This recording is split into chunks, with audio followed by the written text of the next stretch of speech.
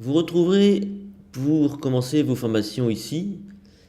Vous les retrouvez ici, il vous suffit juste de survoler toutes vos formations. Et là, vous avez donc en un clic toutes les formations. Alors, comment ça marche? Comment est-ce qu'on crée une formation? Il suffit de faire nouvelle formation ici, comme ceci.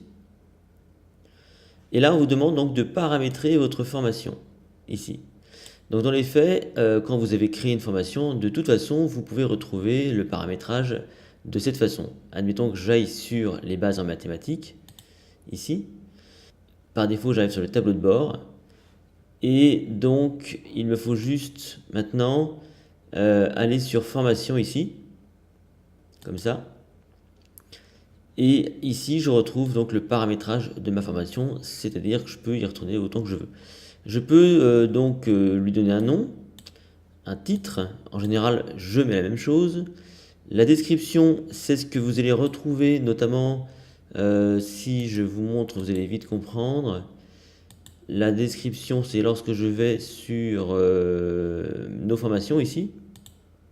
C'est ici que je vais retrouver la description. Je vais revenir d'ailleurs dans un instant sur cette page nos formations. Donc, j'intègre un titre, un nom, une description. Le texte après paiement est facultatif. C'est lorsque les gens ont acheté, ils vont recevoir un email par défaut. Et vous pouvez avoir envie de rajouter un petit mot supplémentaire. Voilà, donc ça c'est facultatif, c'est vous qui décidez. Vous pouvez intégrer un visuel, donc ça c'est toujours bien à faire. Vous décidez si c'est en ligne ou hors ligne ou archivé. Alors la différence, elle est très simple. Hors ligne, la formation n'est pas accessible. En ligne, ça vous l'avez compris, elle est accessible. Et archivée, elle est accessible mais pas visible. C'est-à-dire qu'il se peut qu'un jour, vous n'ayez plus envie de diffuser une formation, mais pour autant, il y a des gens qui ont acheté, qui ont payé, donc il faut leur laisser quand même l'accès. Dans ce cas-là, vous la mettez en archivé et les gens donc retrouveront leur accès sans aucun souci, mais on ne pourra plus adhérer. Donc elle ne sera plus visible, notamment dans l'espace Nos formations, comme ceci. Vous pouvez donc épingler une formation, c'est-à-dire la mettre en avant, hein. Vous pouvez donc lui adjoindre des mots-clés, donc ça c'est pour le référencement, c'est toujours très bien.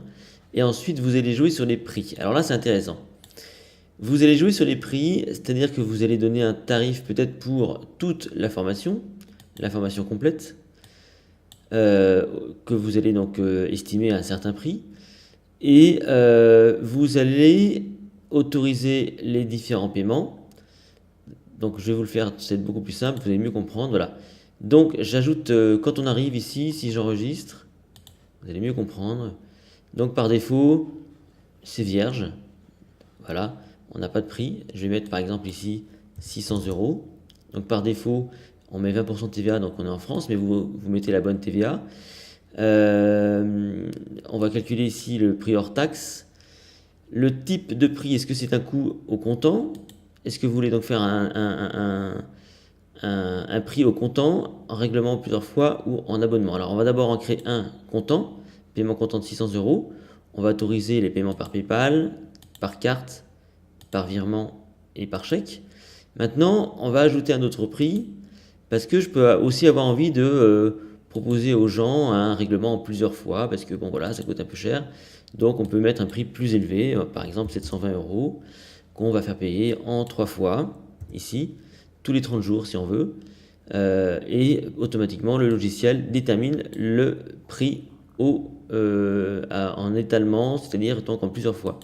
On va autoriser PayPal. Quand on paye en règlement plusieurs fois, on peut autoriser PayPal, carte, et éventuellement chèque. Je ne mets pas de virement pour les règlements en plusieurs fois parce que je ne suis pas sûr que les gens vont faire la démarche systématiquement chaque mois de faire un virement. Donc j'automatise effectivement les paiements. On peut pourquoi pas imaginer que on propose cette formation sous forme d'abonnement. Un abonnement, par exemple un abonnement de, je sais pas moi, de 99 euros tous les 30 jours. Dans ce cas-là, on peut autoriser, pourquoi pas, donc un abonnement récurrent. Et donc qui ne s'arrêtera que lorsque comment, on l'aura nous-mêmes décidé, dans ce cas-là. Ou lorsque la personne, donc effectivement, aura aura cessé de payer, c'est-à-dire qu'elle aura donc annulé son abonnement. Donc ne passez pas à la suite sans avoir créé et paramétré votre formation.